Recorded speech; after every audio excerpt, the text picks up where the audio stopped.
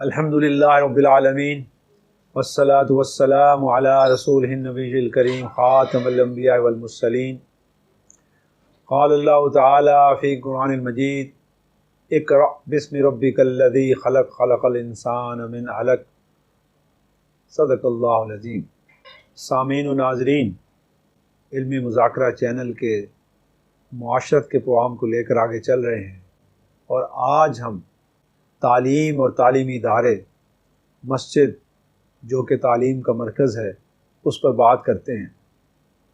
देखिए, दुनिया के अंदर मुआशरों ने जो तरक्की की है और मुआशरों से पहले जो इंसान ने तरक्की की है वो तालीम की बुनियाद पर की है, इल्म की बुनियाद पर की है।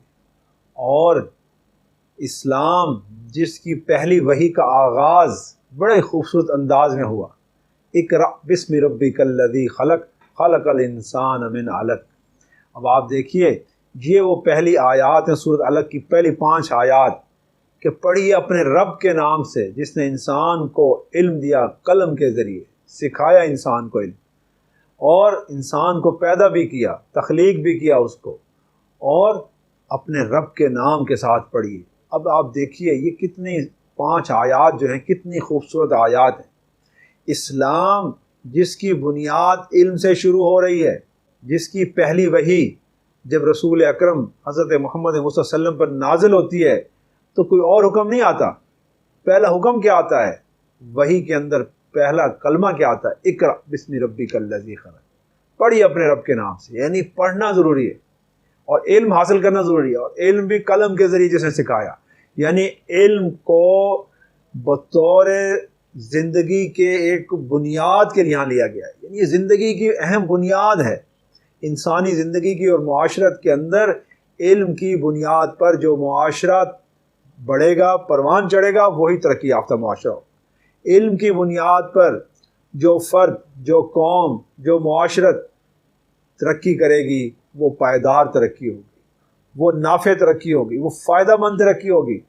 और इसलिए रसूल पाक सल्लम ने इस इल्म के लिए दुआ भी की, रब्बी ज़िदनी इल्मा। कुरान कहता है कि ए रसूल आप मांगिए अपने अल्लाह से कि अल्लाह मेरे इल्म में इजाफ़ा फरमा। वक़ुल रब्बी ज़िदनी इल्मा, कहिए कि अल्लाह मेरे इल्म में इजाफ़ा फरमा। वो आप देखिए, माल में इजाफ़े के लिए दुआ नहीं की गई, औलाद में इजाफ़े के लिए नहीं यहाँ मांगा गया, यहाँ पर इल्म की फजीलत है, इल्म का मर्तबा है, और इल्म की बुनियाद पर ही मुआशरे की बुनियाद है। तो पहली बुनियाद ख़ानदान है और दूसरी इल्म है, तालीम है, और इस तालीम के साथ तालीमी इदारे हैं और मस्जिद और मकतब है। अब हम इसका दूसरे नुक्ते पे बात करते हैं। ये जो अहम नुक्ता है ना, वो है तालीम का तसव्वुर। इस्लाम में तालीम का तसव्वुर क्या है? यहाँ पर इस्लाम का जो तसव्वुर तालीम है वो मगरिब के तसव्वुर तालीम से मुख्तलिफ है। इस्लाम क्योंकि एक दीन इलाही है, इल्हामी किताब के ज़रिए आया है, तो इसके अंदर जो तसव्वुर इल्म है वो बाकी लोगों से बिल्कुल मुख्तलिफ है, बाकी अदयान और मज़ाहिब से भी मुख्तलिफ है। क्यों? कि इस्लाम के अंदर जो इल्म की बुनियाद है वो अक़ीदे पर है। इस्लाम के तसव्वुर इल्म के अंदर अक़ीदा बुनियाद है। अक़ीदे की बुनियाद पर आप तालीम देंगे। अगर आपके इल्म की बुनियाद अक़ीदे पर नहीं है तो वो कभी भी एक खुद शनास, खुदा शनास, फ़र्श शनास इंसान बन ही नहीं सकता। वो निज़ाम तालीम से एक ऐसा फ़र्द निकलेगा जो ख़ुद गर्ज़ होगा, जो मफादात के गिर्द घूमता रहेगा, जो अपने ज़ाती नफ़े के लिए तगोदौ करेगा, जो अपने ज़ाती फ़ायदे को हासिल करने की जद्दोजहद करेगा और मुआशरे के अंदर बिगाड़ और फ़साद को पैदा करेगा। जबकि जो शख्स अक़ीदे की बुनियाद पर तालीम हासिल करेगा, जिसके अक़ीदा तालीम के अंदर ये बात होगी कि अल्लाह वहदहू ला शरीक है और मैंने एक इलाह की बंदगी करनी है, और उस इलाह की बंदगी करते हुए उसके अंबिया और रसूलों की तालीमात के मुताबिक मैंने अपने मामलात ज़िंदगी बसर करने हैं, मैंने हकूक़ुल्लाह भी अदा करने हैं, हकूक़ुल इबाद भी अदा करने हैं। अक़ीदा इसी चीज़ को तो पैदा करता है कि अक़ायद क्यों हैं? अक़ीदा इसलिए है ताकि इंसान अपने रब से अपने ताल्लुक़ को कायम करे और उस ताल्लुक़ की बुनियाद पर उसे एहसास जवाबदेही हो और वह हकूक़ुल्लाह और हकूक़ुल इबाद की अदायगी का सही बंदोबस्त करे अपनी ज़िंदगी के अंदर। तो इस्लाम का जो तस्वुर तालीम है वो बामकसद है, बेमकसद नहीं है, क्योंकि इस्लाम में ज़िंदगी बामकसद है और उसके लिए ज़रिए तालीम और तालीम का हुसूल भी बामकसद तालीम का हुसूल है।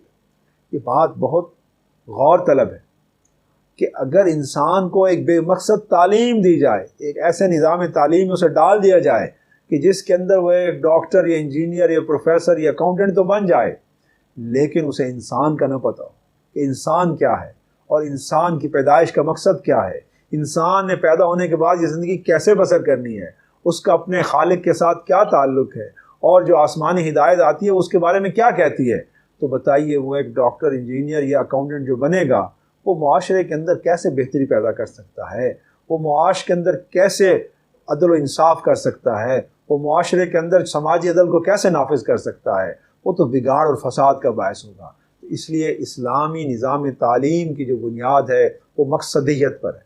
तो इसलिए हमें बामकसद निज़ाम तालीम जो इस्लाम ने दिया है, जिसकी बुनियाद अकीदा है और उसके बाद फिर अमल है कि जो भी आप तालीम हासिल करें वो इंसानियत के लिए नाफ़े हो, वो इंसानियत को नफ़ा दे, नफ़ा रसा इल्म हो। अल्लाह इन्नी असल का इल्मन नाफ़ियन, ये दुआ है कि इंसान अल्लाह से दुआ मांगता है, अल्लाह ताला मैं आपसे सवाल करता हूँ इल्म नाफ़े का। तो इल्म नाफ़े हासिल होना चाहिए, ऐसा इल्म ना हो जो मुआशरे के अंदर तखरीबकारी, बदअमनी, फसाद, जराइम को जन्म दे। साइबर क्राइम देखिए ना, टेक्नोलॉजी ने बड़ी तरक्की की है, टेक्नोलॉजी का इल्म बहुत उरूज पर है, लेकिन साइबर क्राइम का इल्म भी बड़ा उरूज पर है। यही बेमकसदियत है जो माशरे में फसाद फैला रही है। इस्लाम हमेशा मुस्बत इल्म देता है, इल्म नाफे भी हो और मुस्बत भी हो। इस्लामी निज़ाम तालीम के तसव्वुरात के अंदर मुस्बत होना, उसके अंदर पॉजिटिविटी बहुत ज़रूरी है। अगर आप बच्चे को नेगेटिव तालीम देंगे या तालीम के अंदर उसके मनफी असरात होंगे तो वो बच्चा माशरे में क्या करेगा? वो उस्ताद जो मनफी इल्म दे रहा है, उस उस्ताद की क्या शख्सियत होगी उस बच्चे के सामने, और वो बच्चा माशरे में आकर बड़ा होकर क्या करेगा? तो इसलिए इस्लाम ने अपने नज़रिया तालीम को 3 बुनियादों पर कायम किया। एक तो अकीदे की बुनियाद, एक इल्म नाफे और एक मुस्बत तालीम। जब तक पॉजिटिव नॉलेज आप नहीं देंगे और इंसान के अंदर, तालिब इल्म के अंदर पॉजिटिविटी को पैदा नहीं करेंगे, उस वक्त तक मुआशरा कभी भी मुस्बत नहीं हो सकता, कभी भी नाफे नहीं हो सकता। और तीसरी बात बड़ी अहम है कि इस्लामी निज़ाम तालीम यह है कि जिसके अंदर हकूक़ और फ़राइज़ की तालीम दी जाए, कि जिसके अंदर सिर्फ हकूक़ की बात ना हो कि फ़राइज़ की भी तालीम दी जाए। ये तुम्हारे हकूक़ हैं, ये तुम्हारे फ़राइज़, तुमने दोनों को अदा करना है। और एक तवाज़ुन और बैलेंस। इस्लामी निज़ाम तालीम की एक और खूबी यह है कि इसके अंदर बैलेंस है, तवाज़ुन है, एतदाल है। और वैसे तो रसूल पाक सल्लल्लाहु अलैहि वसल्लम का फरमान है ना कि खैरुल उमूरी औसतिहा, कि हर काम में दरमियाना रास्ता, एतदाल का रास्ता सबसे बेहतर। इसलिए इस्लामी निज़ाम तालीम की इन खूबियों को, इन खसूसियात को अगर हम समझ कर अपने तालीमी इदारों में लाएँ, और तालीमी इदारे का मकसद क्या है कि वो इंसान की तरबियत करे। तालीम और तरबियत दोनों तालीमी इदारे के काम हैं। तो इस्लामी मुआशरे के अंदर दूसरा बड़ा इदारा जो है वो तालीमी इदारा है, और उसके साथ मस्जिद और मकतब है। पहले मुसलमानों के यहाँ मस्जिद ही तालीमी इदारा होती थी। अहद नबी में आप देखिए, मस्जिद नबी, और जिस जिस कबीले में, जिस जिस इलाके और शहर में आपने मस्जिद तामीर कराई, अल्लाह का घर तामीर कराया, उसमें साथ ही तालीम गाह बनाई, तालीमी इदारा बनाया। वो उस वक्त की अकामती तालीमी इदारे थे जहाँ तलबा तालिबात क़याम पजीर होते थे, रहते थे। और इसीलिए इस्लाम ने तालीमी इदारों के क़याम का हुक्म दिया है। जनाब अलैहिस्सलाम की पूरी सीरत को आप पढ़ लें, आपने जहाँ गए मस्जिद तामीर कराई और मस्जिद के अंदर तालीम का बंदोबस्त किया। आपने जो 12 नकीब मुकर्रर किए थे मदीना के अंदर, उनके ज़िम्मे यही काम था कि आपने तालीम भी देनी है, सफाई का इंतज़ाम भी करना है, अमन अमान को भी कायम करना है। जो नाज़िम थे, उन नाज़मीन के ज़िम्मे जो काम थे उसमें मस्जिद और मस्जिद के अंदर तालीम का बंदोबस्त था। मुआशरे के अंदर सफाई का इंतज़ाम करना था, मुआशरे के अंदर अमन अमान को कायम करना था, लॉ एंड ऑर्डर को ठीक करना था। इन सारे अमूर उनके ज़िम्मे थे, लेकिन इसमें तालीम सबसे अहम थी। तो तालीम जो है ये मुआशरत के अंदर बहुत अहम है, और तालीमी इदारे इसके अंदर बड़ा अहम किरदार अदा करते हैं। तालीमी इदारे ही तो इंसान की शख्सियत को बनाते हैं, इंसान को इंसान बनाते हैं। और अगर तालीमी इदारे के अंदर मुअल्लिम का किरदार उससे भी ज़्यादा अहम है। तो इसलिए तालीमी इदारे के अंदर मुअल्लिम भी बाअखलाक हो, बाकिरदार हो। तो इस्लामी निज़ाम तालीम का जो पूरा एक स्ट्रक्चर है, एक ढांचा है, उसमें तालिब इल्म, उस्ताद और तालीमी इदारा, ये तीनों आपस में मरबूत हैं, आपस में मिले हुए हैं। और इन तीनों की तरबियत जो है वो इंतहाई ज़रूरी है। उस्ताद की तरबियत, तालीमी इदारे के अंदर तालिब इल्म की तरबियत और तालीमी इदारे का माहौल, ये तीनों चीज़ें मिलकर एक अच्छा इंसान बनाती हैं, एक अच्छा फ़र्द तैयार करती हैं, जो मुआशरे के अंदर इनफरादी तौर पर भी और इज्तिमाई तौर पर भी अपनी तरक्की का रास्ता आगे बढ़ाता है। याद रखिए कि मुआशरे तरक्की करते हैं तालीम से, और तालीम बनाती है इंसान, वो इंसान जो मुआशरे को तरक्की की तरफ लेकर जाते हैं। मुआशरे की तरक्की का ज़रिया इंसान है और इंसानों की इनफरादी और इज्तिमाई ज़िंदगी है। तो अगर वो तालीम हासिल करेंगे, इनफरादी तौर पर भी मुस्बत तालीम, नाफ़े तालीम और इज्तिमाई तौर पर भी, तो वही फ़र्द मुआशरे के लिए नाफ़े भी होगा और मुआशरे की तरक्की का ज़रिया भी होगा। अब देखिए, इस्लाम ने मस्जिद को सिर्फ नमाज और इबादत की जगह नहीं बनाया, बल्कि उसे तालीम का मरकज़ बनाया। और असहाब सुफ़ा को वहाँ पर तालीम दी जाती थी, रिहाइश दी जाती थी, वहाँ लिबास और ख़ुराक दी जाती थी। यही वजह है कि इस्लामी निज़ाम तालीम के अंदर तलबा पर, उनके वालिदैन पर फ़ीस का कोई बोझ नहीं है। ये इस्लामी तारीख़ से ये बात मैं साबित कर सकता हूँ कि जब तक मुसलमान हकूमत में रहे, इक़्तिदार में रहे और मुसलमानों का निज़ाम तालीम दुनिया पर गालिब रहा, दुनिया में तालिब इल्म से कभी फ़ीस नहीं ली जाती थी, बल्कि तालिब इल्म को फ़ीस दी जाती थी। असातिज़ा को बड़े भारी मुआवजे दिए जाते थे, बड़ी बड़ी तनख्वाहें दी जाती थी, उनकी सहूलियात का पूरा इंतज़ाम किया जाता था, और तालीमी इदारों के अंदर तमाम सहूलियात तलबा को मुफ्त मिलती थी। और वो तालिब इल्म जो अकामती तालिब इल्म थे, उनको रिहाइश भी, खुराक भी, लिबास तक दिया जाता था। और जो अपने घरों को वापस लौट जाते, जिन्हें हम डे स्कॉलर कहते हैं, घरों में रह के पढ़ने वाले, उनको भी वजीफ़ा दिया जाता था। और आज भी दुनिया के तरक्की याफ्ता मुल्कों के अंदर, बड़े बड़े मुल्कों के अंदर, जिन्हें हम मगरिब कहते हैं और उन पर तनकीद करते हैं, उनमें आज भी यही इस्लामी निज़ाम तालीम की खूबी है। वहाँ बच्चों को वज़ाइफ दिए जाते हैं, स्कॉलरशिप दिए जाते हैं, उनकी कफ़ालत का बंदोबस्त भी होता है, उनकी खुराक का भी बंदोबस्त होता है, उनकी रिहाइश का भी बंदोबस्त। आइए हम भी अपने मुल्क के अंदर, मुल्क पाकिस्तान के अंदर, इस्लामी रियासत के अंदर जो ऐसा निज़ाम तालीम लाएँ कि जिसमें वालिदैन पर तालीम का बोझ ना हो और तालीम लाजिम हो। अब मैं इसकी तरफ आता हूँ कि इस्लामी माशरत के अंदर तालीम हासिल करना हर मर्द औरत पर फ़र्ज़ है। ये तो है ना निज़ाम तालीम। अब इसकी फ़र्जियत भी है, क्योंकि आका नामदार हज़रत मोहम्मद मुस्तफ़ा अहमद मुश्तबा सल्लल्लाहु अलैहि वसल्लम ने फरमाया कि तालीम हासिल करना हर मर्द औरत पर फ़र्ज़ है, वाजिब है। जैसे नमाज पढ़ना फ़र्ज़ है, ऐसे ही इल्म हासिल करना भी फ़र्ज़ है। इल्म होगा तो नमाज पढ़ेगा, इल्म होगा तो वो रोज़ा रखेगा, इल्म होगा तो ज़कात देगा, इल्म होगा तो हज करेगा, इल्म होगा तो अपने आप को पहचानेगा, अपने रब को पहचानेगा।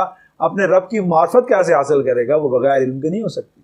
इसलिए रसूलुल्लाह सल्लल्लाहु अलैहि वसल्लम ने आलिम को आबिद पर 100 दर्जे ज़्यादा दिए, कि आलिम का दर्जा जो है वो आबिद पे बहुत ज़्यादा है, क्योंकि वो इल्म रखता है, इल्म को जानता है।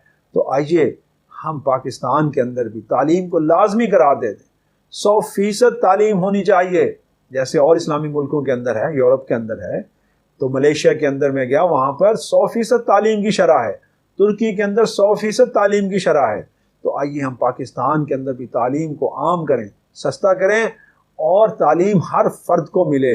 इस्लामी मुआशरा तभी कायम होगा और पाकिस्तान एक इस्लामी रियासत कहलाने का हकदार उस वक्त होगा जब यहाँ पर तालीम आम होगी और हर शख्स को तालीम मिलेगी। और तालीम भी वो मिलेगी कि जिससे वो इंसान आला इंसान बनेगा, बेहतरीन शहरी बनेगा। तो हमारे तमाम मसाइल का हल जो है वो इसी के अंदर है कि हम मुआशरे के अंदर तालीम को आम करें, उसको रिवाज दें, और इस तालीम के ज़रिए इंसान की तामीर करें। तामीर सीरत, ये जो करैक्टर बिल्डिंग है, ये बग़ैर अच्छी तालीम के, अच्छे उस्ताद के और अच्छे तालीमी इदारे के नहीं हो सकता। तो इसलिए हमें चाहिए कि हम अच्छे तालीमी इदारे कायम करें, सब तालीमी इदारे एक जैसे हों, यहाँ पर यकसा निज़ाम तालीम हो, कोई तबकाती तकसीम ना हो, पूरे मुल्क के अंदर एक निज़ाम तालीम हो और कौमी ज़बान के अंदर तालीम दी जाए। जब बच्चे बड़े क्लासों में जाएं तो फिर उन्हें बैनुल अक़वामी ज़बानों में भी तालीम दी जाए, या उनको ये कहा जाए कि वो 1 या 2 कोई भी बैनुल अक़वामी ज़बानें सीखें वो अरबी सीखें, अंग्रेज़ी सीखें, चाइनीज़ सीखें, दुनिया की जो ज़बान वो पसंद करते हैं वो सीखें, लेकिन तालीम के लिए इस्लामी रिवायत यही है कि अपनी कौमी और मकामी ज़बान में तालीम दी जाए, सबको दी जाए और सबके लिए एक जैसा निसाब हो। कम अज़ कम मैट्रिक लेवल तक एक निसाब तालीम हो और सबको पढ़ाया जाए। वो दीनी मदारिस में पढ़ने वाले हों, वो कॉलेज स्कूल में पढ़ने वाले, सबको एक जैसी तालीम दी जाए। उसके बाद कोई आलिम बनना चाहता है वो शरीयत का कोर्स कर ले, कोई डॉक्टर बनना चाहता है मेडिकल में चला जाए, कोई इंजीनियरिंग हासिल करना चाहता है वो इंजीनियरिंग में चला जाए, कोई लॉ की तालीम हासिल करना चाहता है वो लॉ में चला जाए, कोई अकाउंटिंग एंड फाइनेंस और मैनेजमेंट साइंस में आना चाहता है, ब्यूरोक्रेसी में आना चाहता है, कोई जज बनना चाहते हैं, फिर अपने अपने शोबाजात में जाएं।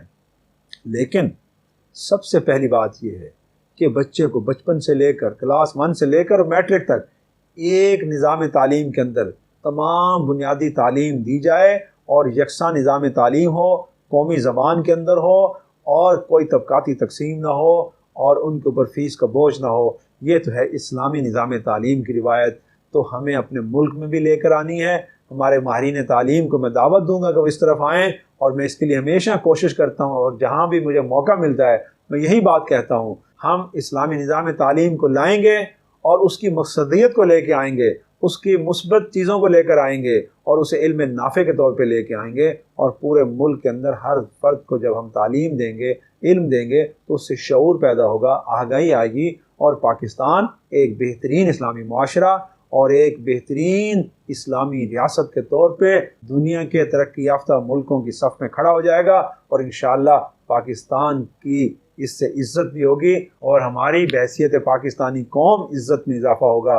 तो आइए हम अपने इस निज़ाम तालीम को इस्लामी बुनियादों पर कायम करने की कोशिश करें। बहुत शुक्रिया। व आखिर दावाना अनिल हम्दुलिल्लाहि रब्बिल आलमीन।